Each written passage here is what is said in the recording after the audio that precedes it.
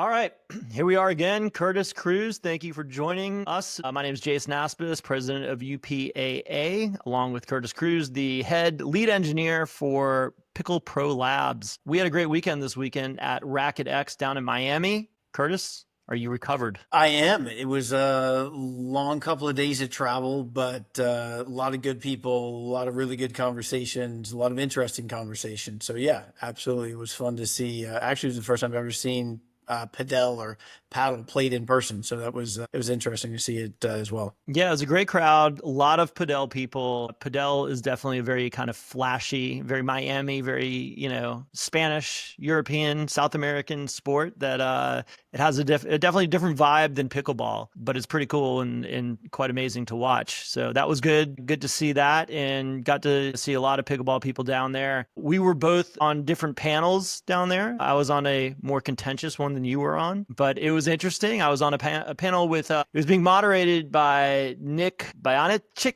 I want to say is how you pronounce his name. Forgive I'm me certainly for not getting it going wrong. I believe it's Croatian. He is the founder of Reload Paddles. On that panel was Tom Barnes from Selkirk, Gordon Kay from Yola, myself, Rafael Filippini from Gearbox, and Carl Schmitz from USA Pickleball. And it was interesting. It was a lot of people on one stage for a short amount of time talking about some pretty big ideas. And I wanted to kind of loop back on that because I think there were quite a few things that we touched on that didn't really get to go as deep as we would have liked. And I think it's good to have you here to be able to help me navigate some of those things. Sure.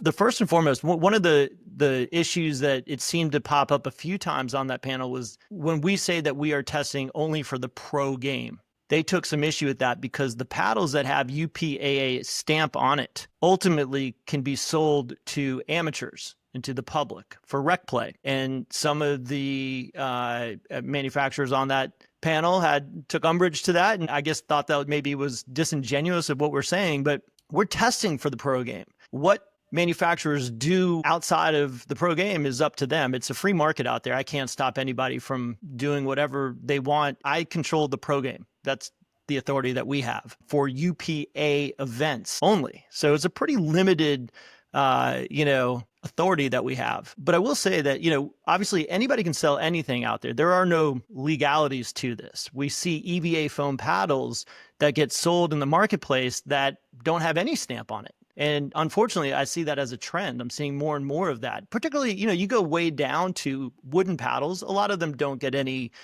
standard, just a piece of wood with a handle. And you go off and you buy it, off of Amazon or, at a little kind of $5 shop. No big deal. But it becomes a big deal when they can perform at a high level, like an EVA foam paddle, where you don't understand what's actually happening inside that paddle. Where I think that we have a strong case here is that all of our regulations, for the most part, are below the thresholds of what USAP is testing at. Our whole goal in this was to get this under control, not to let the pros go crazy and have more power. That's where I want to be very clear. We have lowered that threshold every step of the way. From on-site testing, where we do deflection tests, we don't let more power in, we let less power in. And so that is an additional, testing field that we do to limit power. We also have, we used to do just a Starrett reading for grit, which is what USAP uses. We have now since gone on to a direct measure of RPMs with a spin test in the lab. That measures spin. They are measuring grit. That's where those two numbers don't always add up. And just to be clear, and please confirm that I am correct in this, you can have a paddle that has less grit, but more spin. That's what we saw. We picked our thresholds based on what was in the marketplace, what USAP was allowing off of their grit ratings. So at first it was 2,200. We have since lowered it to 2,100 for full certification. But you can have lower grit, higher spin. We've taken the spin down. The catch is that you can have more grit now than they allow, but it will never get above our 2,100 in spin. Is that accurate? That is a correct statement. It is tricky. It is counterintuitive to what people have historically come to know, especially if you've played this game for a number of years, right? You've gotten used to there being a grit level The assumption being that the higher the grit, the higher the spin. What it turns out is that across all the paddles in the market, if you look at everything that's out there and you measure all the grits and then you measure all the spins, there's extremely weak or low correlation between the level of grit and the level of spin across all paddles. For a given paddle, the same paddle, right? A manufacturer makes one paddle and puts 8 different levels of grits on it. There will likely be a reasonable and an expected correlation between spin for any given paddle. But the issue you run into and why that doesn't hold true across all paddles is that it's not just grit that is driving spin rate. There's other factors. There's friction, there's dwell time, there's temperature, whatever it may be, right? There's a whole bunch of factors that are a big TBD regarding which is most important and in what conditions they change, right? Maybe at 30 miles an hour is different than 50, right? So you have to look at all of the different characteristics of the paddle and all of the different scenarios that you can use that paddle in to really understand what the spin rate is. And so that's why we elected to identify a specific process and set of conditions that we test the spin rate at. And we also, right, as you know, we also test for grit and we also track the properties of the paddle itself so that we know when a paddle is produced, it met these requirements, but also had these other attributes that should be considered a signature of that paddle, if you will. So what's nice about that is that in the future, it allows governing bodies such as yourselves to say, we want to implement on-site testing that is a little bit more personalized and is tied back to the certification process more fairly or more robustly so that now we know on-site there's not one grit level for everybody and one compression level for everybody. Everybody's grit and compression is tied directly to the certification numbers. So not to say we're there yet. Certainly we're not doing that right now on-site. But as we go forward, that very much is in the realm of possible, and that's what we're working towards for sure. Yeah, and I think it's a great idea because obviously with similarity alone, we introduced a new kind of a rule that we put into the rule book about how far you can kind of have variance on a particular model to be considered similarity for performance. We've always said same construction type, same materials, but what we're seeing is that you can have different performance on the same type of paddle, and that really gets down to quality assurance to make sure that these paddles are within a certain bandwidth, and you can't just be all over the place. That's not okay. Yep. Correct. So the number that we landed on, 2100 RPMs, we did test a lot of paddles. We didn't want to. We had done surveys with both the manufacturers and with our pro player committee and found that spin was not something that people were too concerned with. And we were at 2200 at that time. And we had drawn the 2200 number because it really only caught 2 or 3 paddles and just barely. And we had chat with those manufacturers, let them know that they were slightly over that number and that come September, they were probably going to have to bring it back a hair. We have since brought it down to 2100. So they'll capture a few more people. But I do think that by testing directly, it raises an interesting thing that now everyone understands how they can get to that number pretty quickly. So I think that we will see more spin in the game, whereas before, as an indirect measure of surface grit or friction, it was always a bit of a guessing game. So you could have some numbers that would be right at that threshold of grit, but it really didn't do anything for spin. Yeah, I think what you saw were some manufacturers, if you will, found that magic combination that maximized the amount of spin that could be produced, and others, even with the same level of grit, if you will, didn't. And so you had paddles that was like, man, this one's going to have a ton of spin. You measure it and it doesn't. But it also, to your point as well, right? You say a lot of the time you don't want to stifle innovation. And I think that measuring the direct thing you're interested in ensuring never grows past beyond your desired limits is critical to making sure that you don't stifle innovation. Because if you measure the spin rate and you say that you just can't exceed the spin, it no longer matters to us how you achieve the spin. It matters that you don't exceed a certain amount of it. It makes our life easier from a lab standpoint because we're able to just continue to focus on refining our tests to make sure it's consistent as possible. And I think manufacturers appreciate it because they have the creativity to work within the rules as you write them. Yep.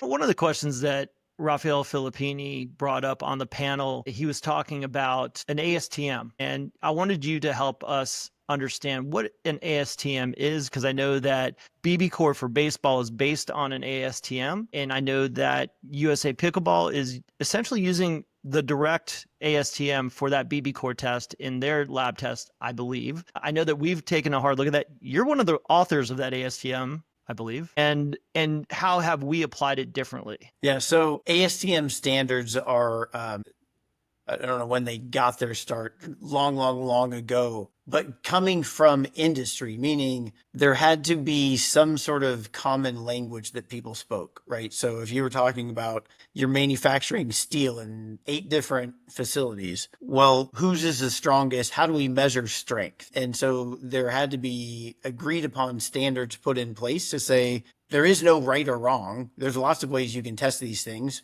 but we're going to all agree that when you test it in this way, we're going to call it this thing. You follow these procedures, and now the results can all be compared everywhere you go. And so it allows for a level of standardization and across the market comparisons. That's why they were ultimately put in place. That's why they're so valuable, because they give a common understanding, a common threshold of quality and assurance that when you're talking about that, you're doing that thing, and you're able to then be reasonably confident that your information, the things you're talking about are correct. As it applies to baseball and softball and sports, typically what happens is it's a little bit more nuanced, because your ASTM process defines the test, but it doesn't define how you qualify the ball necessarily. It doesn't qualify what limit you're allowed to meet. What it does, it just tells you that this is the method in which you do the test,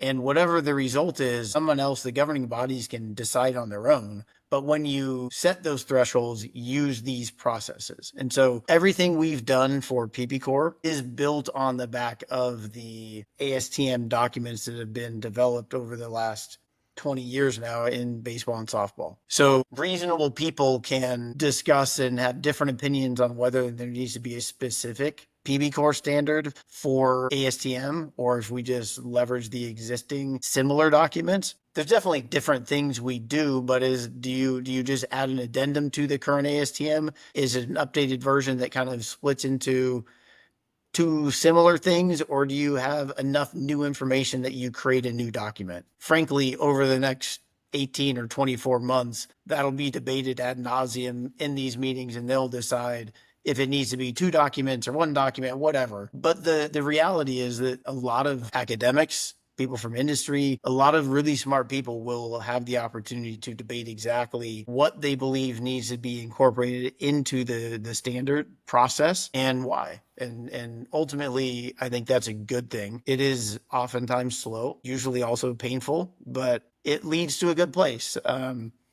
And I think we'll see how this is just now starting to play out. The subcommittee panels, I think, had just recently had their first meeting. We work closely, as you know, with Dr. Patrick Drain out of UMass Lowell. He sat in on behalf of PPL and listened in to make sure that we were understanding what was happening and kind of who the players were, so that we can be involved as that goes. Again, everybody gets an equal voice in those meetings. It's kind of why it's a slow process, right? Is nobody just gets to say we're doing this. It becomes a almost a peer-reviewed process, if you will, in that there are so many talented people involved that ultimately write these. Got it. Yeah, so I really won't even follow up on that, but we did take a tour of the Pickle Pro Labs just on Monday, and we brought about a dozen manufacturers along with us. And I think it was the first time that they had the opportunity to take a look at what we were doing, the kind of realness of it all, the machines, the lab, the science behind it, meeting the engineers, taking everyone through each step of the certification process. How did you think that went, and what were some of your conversations like after it? I thought it was good, really good. First of all, we have a really talented staff at PPL. Our test operators are all master's degree holders from real universities, and they've been studying and researching and publishing, and they've been involved in sports and sports science for a long time. So it's always fun to to see experts talk about the things that they're passionate about. So the other thing that was interesting is that at this point, PB Core has been talked about enough. These manufacturers aren't completely in the dark. They've largely seen what we're doing, right? They know generally what's happening. So what we viewed it as was certainly a chance to educate on the process and make sure nobody has questions about the equipment and how it works. But really, it's more about getting people in the same room. We'll stand in front of the equipment that operates this test, talk for 30 seconds about how we do the test, and then open it up for a conversation about, like, what are the gripes about? What are the concerns? What are the questions? What do people not understand? What do they think is wrong? It just opens up for a real discussion. To me, that's the fun part, because we have a chance to really then explain why we do the things we do. It's one thing for us to write it down in procedure and justify it and document. This is the process we follow for qualifying balls, and it's boring to read, it's tedious, time consuming. But when you talk through it in a natural way, because manufacturers or others are asking, well, why do you do this? Why can't you just do that?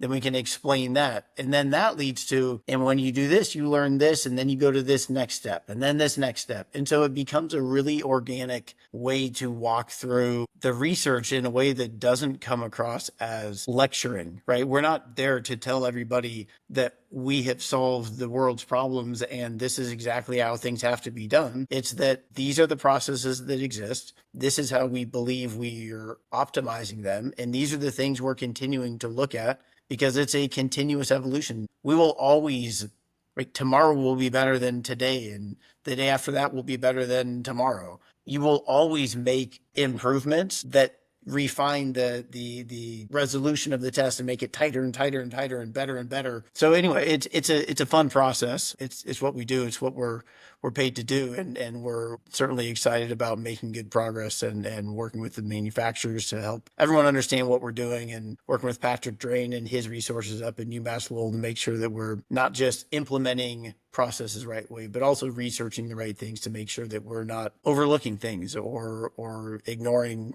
key factors that are important. Yeah. And just a shout out also to, as you said, the engineers in Pickle Pro Labs. No knock on Matt, but an all-female staff. And that's pretty Yeah. cool, because I looked around that room, there weren't a lot of females in there, and to see that we had three of the best engineers out there representing, I thought was a pretty cool thing. That's right. 3 engineers and a data scientist. So yeah, Matt certainly plays a key role in what we do as well. But yeah, it's a great staff. And then it's the support staff all around that as well that is certainly influential and helpful. Good stuff. All right. Well, I don't want to ramble on, so I think we got our points across. If you ever have any questions, leave them in the comments, and we will try to answer them as soon as we can. Thank you, Curtis. Appreciate it. Thank you. See you Good next talking time. with you, Jay. All right.